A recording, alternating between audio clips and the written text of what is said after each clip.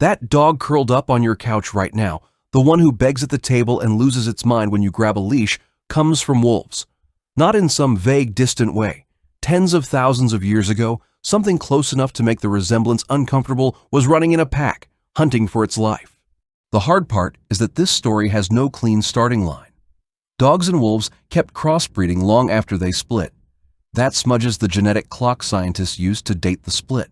The split came first. The relationship with humans came later. Every time your dog tilts its head at an odd sound or presses against your leg during a thunderstorm, you're seeing the tail end of that process. It started tens of thousands of years ago, and in some ways, it never really finished. So how does an animal built to avoid humans on sight end up sleeping at the foot of your bed? For decades, the clearest answer sat in a museum in Germany. In 1914, quarry workers near Bonn uncovered a grave. Inside were 2 human skeletons and the bones of a dog, all buried together, dated to 14,223 years old. For a long time, that was the oldest dog anyone could confirm.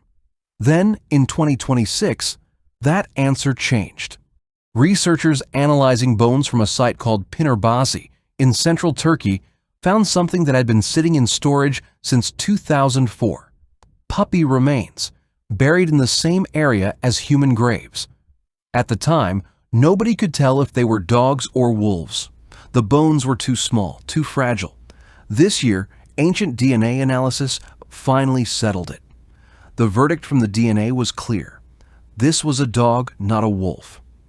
The burial dates to roughly 15,800 years ago, older than the Bonn dog, and about 5,000 years earlier than the previous genetic record for dogs.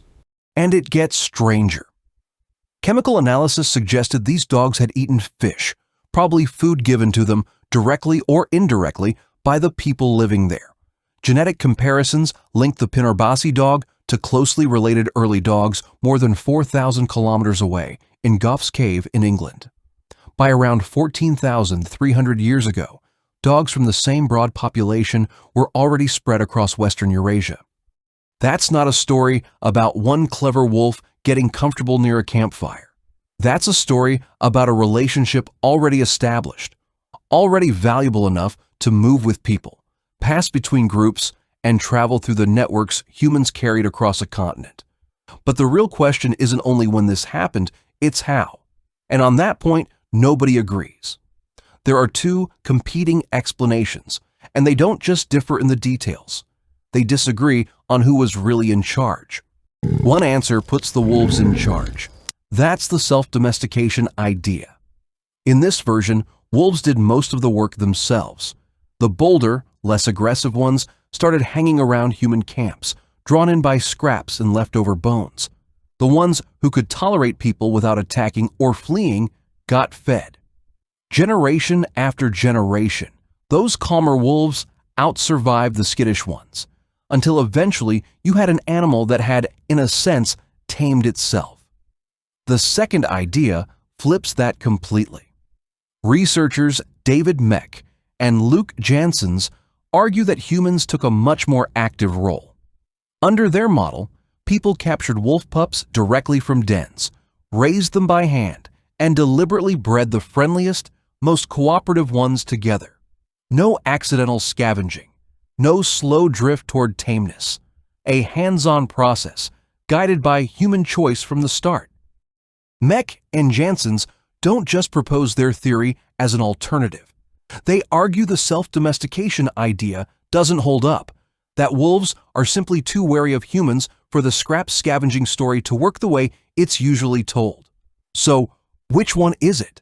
Right now, nobody can say for certain. And that's not a gap in the story. It's the actual state of the research, which brings us back to that grave in Germany because it might hold a clue neither theory fully expected. When researchers re-examined the Bonn puppy's teeth decades later, they found signs of canine distemper, a brutal viral infection that attacks the gut, the lungs, and eventually the nervous system. Left untreated, a dog with a serious case dies within about 3 weeks. This puppy didn't. The infection lasted for roughly 6 weeks before it finally died, which means someone kept it alive well past the point where it stopped being useful for anything. Think about what that means. This wasn't a working animal earning its keep. For weeks, it was sick, weak, and probably miserable, and two people buried it like family anyway. That doesn't fit neatly into either theory. It's not the story of a wolf that cleverly attached itself to humans for food. And it's not quite the story of a calculated breeding program either. It looks like something simpler and harder to explain. Someone cared. Here's something scientists could actually test directly, and the results are almost hard to believe. In 1959, a Soviet geneticist named Dmitry Belyaev started an experiment designed to answer a much bigger question. How fast can domestication actually happen? He didn't use wolves. He used silver foxes, choosing only one trait to select for, generation after generation. Not size, not color, just tameness. How calm was a fox around a human? Within a handful of generations, something strange started happening. The foxes weren't just calmer. Their ears began to droop. Their tails started to curl. Their faces got shorter. Their fur changed color. And they started acting less like wild animals and more like something you'd want curled up beside you.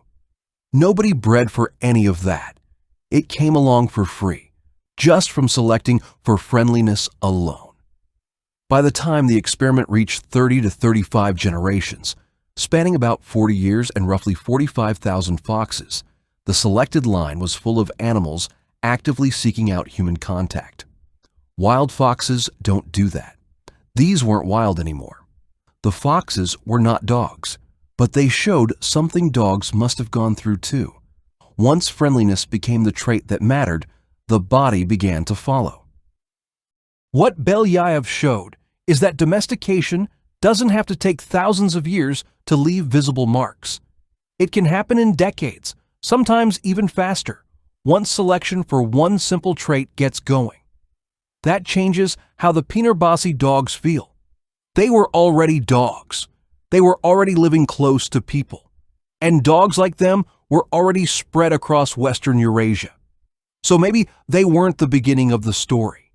Maybe they're just the first clear part of it we can still see. There's still the question of why wolves specifically. Wolves had the one thing humans could not easily invent from scratch: a social mind. They already knew how to hunt together, follow rank, remember individuals, and share danger. They were not safe, but they were readable. And for a small human group trying to turn a wild animal into a partner, readable mattered almost as much as friendly. What we can say with real confidence is this: dogs were the first animal humans ever domesticated, long before any crop was planted or any sheep was penned in. What we can't say, not yet, is exactly how it happened, or where, or whether it was one single moment or several separate ones happening in different places at once. What we do know is written in bone. Young dogs in Turkey, probably fed from the same wetland world as the people around them. Closely related dogs turning up more than 4,000 kilometers away. A sick puppy in Germany, cared for long after it stopped being useful. And somewhere underneath all of that, a wolf became something else. Something that, thousands of years later, still waits by the door every time it hears your keys.